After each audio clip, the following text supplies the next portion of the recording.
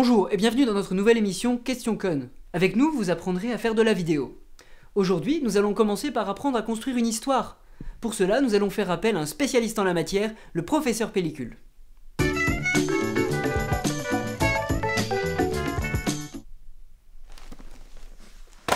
Vous êtes là? On m'avait prévenu de votre venue, mais je ne vous attendais pas de si tôt. Le sujet qui nous réunit ce soir est la construction d'une histoire. Commençons.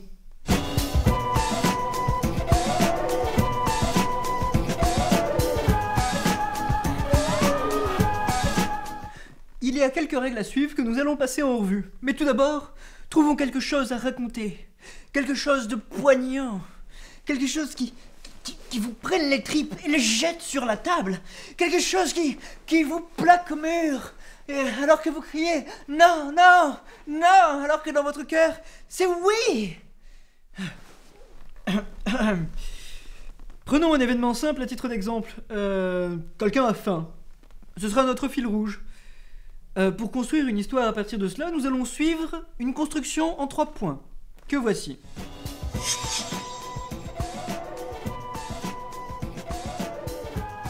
Il faut savoir que ce type de construction ne s'applique pas qu'à la fiction, mais aussi au podcast, à la publicité, au documentaire, et j'en passe des meilleurs. Maintenant, développons un peu chacun de ces points. La situation initiale correspond au début de l'histoire, lorsque l'on pose le cadre, les personnages, les lieux, leur personnalité, leur ambition. Celle des personnages, pas celle des lieux. Enfin bref, il ne se passe rien de majeur à ce stade. Cette étape sert en fait à créer un lien entre le spectateur et l'histoire qu'on va lui conter, pour qu'il accroche à la suite. Elle va se conclure par l'élément déclencheur. Revenons donc à notre exemple alimentaire. Regardez, nous sommes en pleine phase d'exposition. Regardez-le en train de glander. Ça nous en apprend plein sur sa personnalité. Mais oh, voici l'élément déclencheur. Son estomac crie famine. Famine, famine, famine. Il doit se sustenter. Cela va lancer cette magnifique épopée que nous allons vivre. À partir de là, l'action est lancée.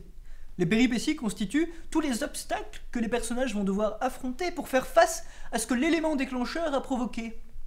Cette étape va s'arrêter avec le climax ou résolution, c'est-à-dire le moment où le suspense est à son paroxysme et où tout va se résoudre. Par exemple, pour notre aventurier en quête de nourriture, les péripéties peuvent constituer se retrouver face à une porte ou à un frigo vide. Jusqu'à la résolution, le suspense est à son comble. Il ne nous reste plus qu'à parler de la situation finale. En fait, elle est très similaire à la situation initiale. Elle sert à montrer comment sont les choses une fois que tout ceci s'est passé. Un équilibre est enfin là, mais différent de celui du début. Et donc, dans notre exemple, après tous ces obstacles, notre protagoniste a enfin trouvé à manger. Mon cul. Enfin bon, l'équilibre est rétabli, avec comme avancé un estomac plein.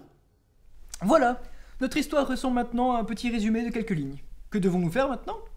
Eh bien, nous allons prendre chacune de ces étapes et répéter les 3 mêmes points à l'intérieur. Car oui, cette construction fonctionne pour les histoires, mais aussi pour les actes qui la composent, ou même les séquences.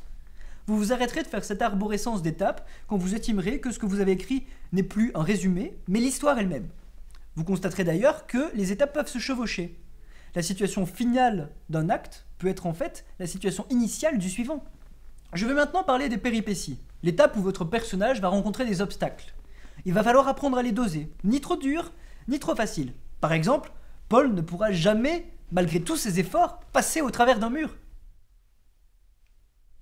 Si, au travers d'un mur. Au travers d'un mur. Même s'il s'y prend à plusieurs essais.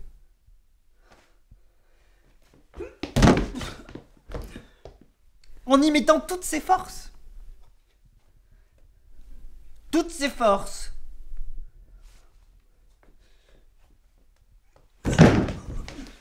Il ne faut pas non plus que les obstacles soient trop faciles. Si vos obstacles sont mal dosés, votre public risque de se désintéresser de la suite, puisqu'il sait ce qui va se passer. Prenons un exemple.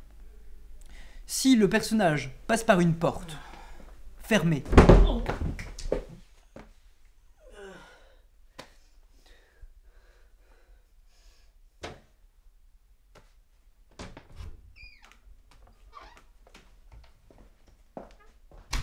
et qu'ensuite il passe par une porte ouverte, il n'y a plus aucun suspense. On sait qu'il est capable, puisqu'on l'a déjà vu faire avec une porte fermée. C'est mieux. À moins qu'il se soit retrouvé étourdi par le passage de la première porte.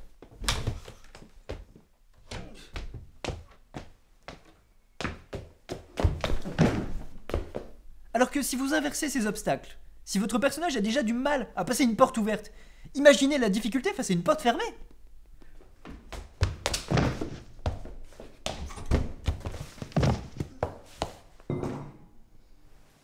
Et donc, d'après ce principe, la difficulté des obstacles doit donc aller crescendo.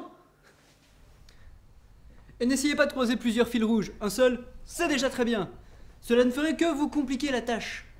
Aussi, il faut que vous pensiez à la cohérence de votre histoire. Si tout d'un coup, un personnage commence à sortir un sabre laser, alors que rien ne présageait de la science-fiction, ce n'est peut-être pas une bonne idée. Même si un sabre laser peut paraître tentant. Voilà, c'est fini pour aujourd'hui. Et si vous avez des questions, n'hésitez pas à les poser à cette adresse ou dans les commentaires. Et n'oubliez pas, il n'y a pas de questions connes, que des questions cônes. Je vous dis donc à la prochaine fois pour une nouvelle émission.